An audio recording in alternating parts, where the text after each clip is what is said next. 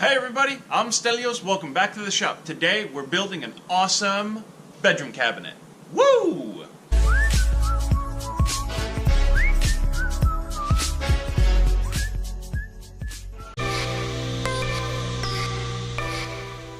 Alright, so our work starts here at the table saw. We're just getting our pieces cut down for the carcass.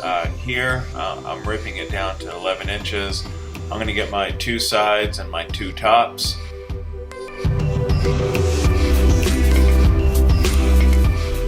Just remember, when you're ripping down giant pieces of plywood at the table saw, be safe and keep your pieces tight to the fence.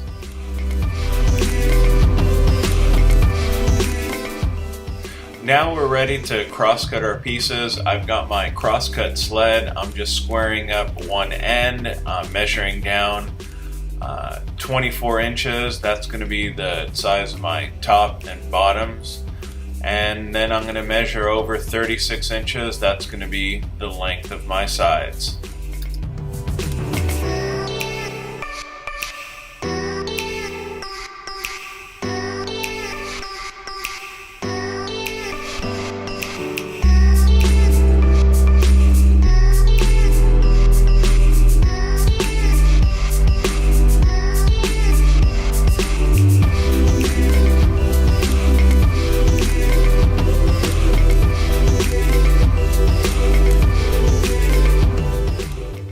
Here I've gone ahead and buried the dado stack in a sacrificial fence.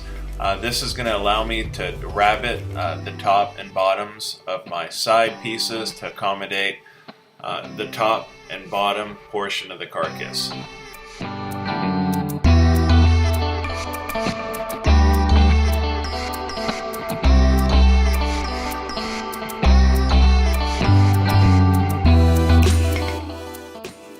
Now that our rabbets are completed, go ahead, make sure your dado blade is 3/4 of an inch away from your fence and run the rest of the grooves around the outside of the carcass.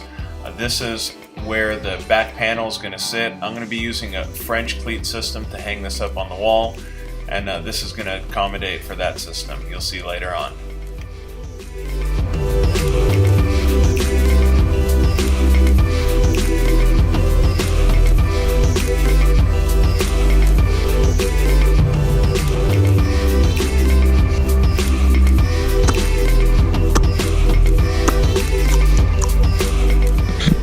Alright, so now we're ready to lay out the dados for the tops and bottoms. From the bottom of the shelf, my first shelf is going to sit 10 inches up from the bottom, and the top shelf is going to sit 11.5 inches from the top.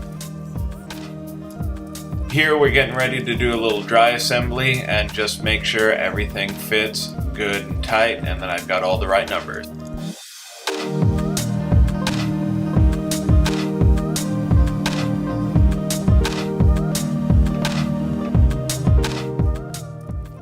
Now that we've got our regular saw blade in, grab the rest of the plywood, rip it down to 24 inches. This is going to fit the groove that we cut, and then we're going to go ahead and cross cut it to length. So the length of my panel, I got 35 and 13/16.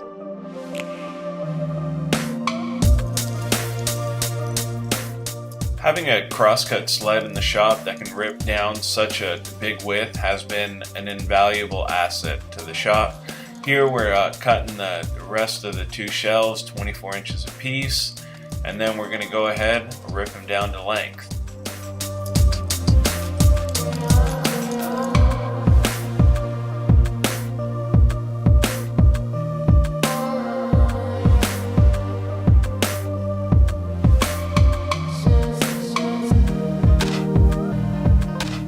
It's finally time for some glue up using that Titebond 2, getting everything hammered in place, making sure everything is square, toenailing the shelves in place. I'm going to be toenailing the two shelves and the top and bottom, and then I'm going to be throwing some pins at the top of the back panel and the bottom of the back panel as well as a few screws to keep it good and tight. This is going to be hanging from a wall and it will be heavy.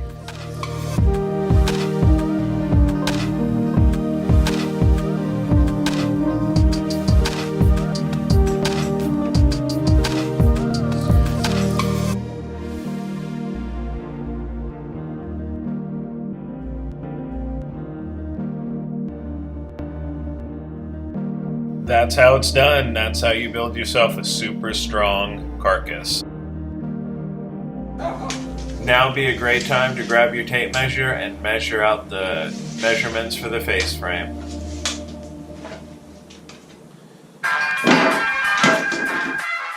Now I'm back at the table saw and I'm just squaring one end there and cutting out the pieces for my face frame.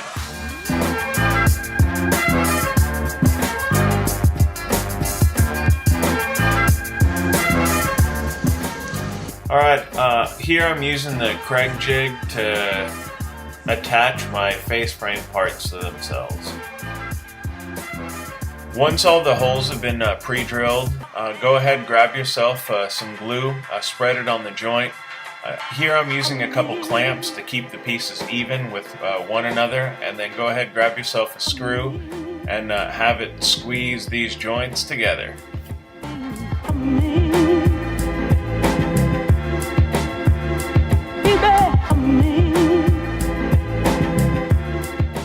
Here you can tell I am not a firm believer in the tape measure. I always like bringing my piece to the workpiece and using that for my measurements. I'm a lot more accurate that way. We got the face frame done for the medicine cabinet. It's gonna sit on here just like that.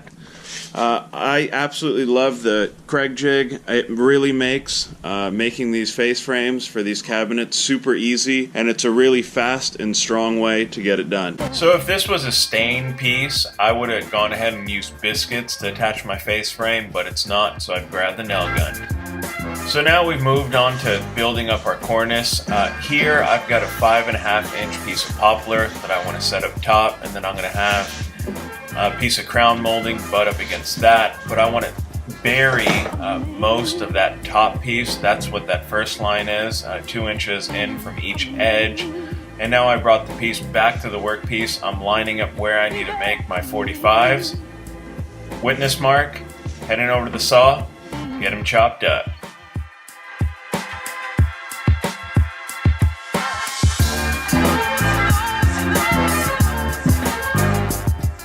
The Craig jig did such a phenomenal job on that face frame, I decided to use it for this part of the cornice.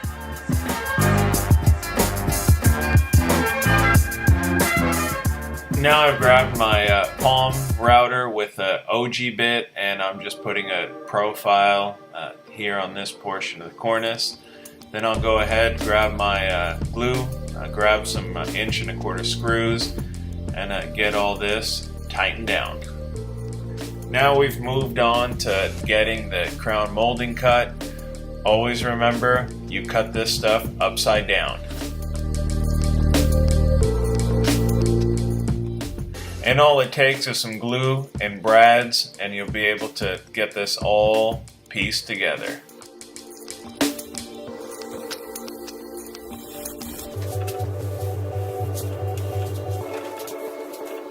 Now you're in the home stretch. I've got that filler, and I'm filling in all my nail holes. So here we're getting our rails and stiles cut down to the appropriate widths. So here at the table saw, I'm using it to get that 1/4 inch groove the plywood's gonna fit right into. I'm making my first cut. I'm flipping it 180 degrees. Then I'm heading back to the plywood to make sure it's a tight, snug fit.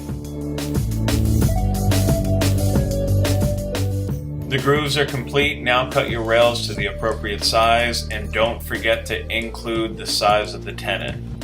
Just using the kerf of my saw blade, I'm cutting my 1/2 inch tenons.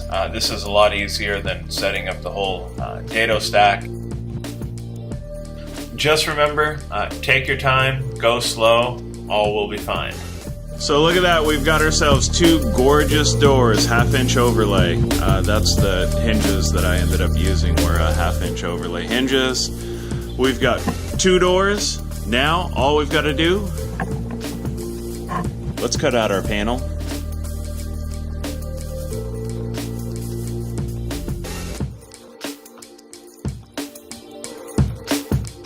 Grab your glue, grab your mallet, grab your block plane. We've got a tight fit. Filler's dry, grab some 150 grit paper and getting rid of all the excess. So it's a gorgeous day here in Southern California. Grab myself a can of turquoise paint. I'm gonna quickly get my coat sprayed on, grab my swim trunks, and I'm gonna take a little bit of a break. Hi everyone at home. It's December 29th here in LA County. We're at Mother's Beach, and instead of building something today, Celios is trying to paddleboard. He already fell in once, which I'm really sad that I missed on film, but nice way to spend a December day for sure. So as promised, when I get done here, I'm gonna grab my tools, sharpen up, and get to some turning. We're making our own doorknobs for this thing. Remember, you want sharp tools all the time. So here I just got a scrap piece of walnut chucked up in my lathe. I'm just making it round here with my gouge. And I don't have a particular shape in mind. I'm kind of coming up with this one on the fly. So I'm going to make one, use some friction polish to get it all shined up. And I'm going to use that first one as a template to make my second.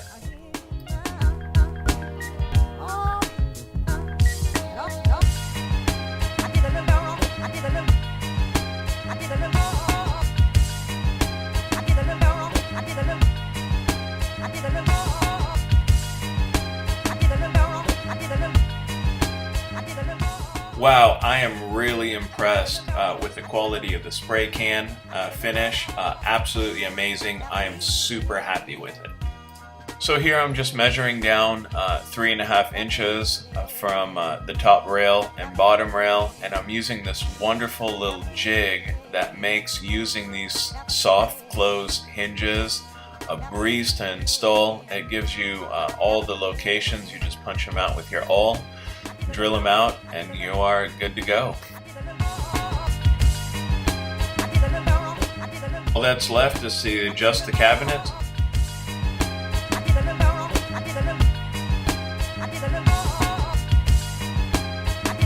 So here I'm just tilting my blade to 45 degrees, grab two scrap pieces of poplar, and I am getting them cut for the French cleat.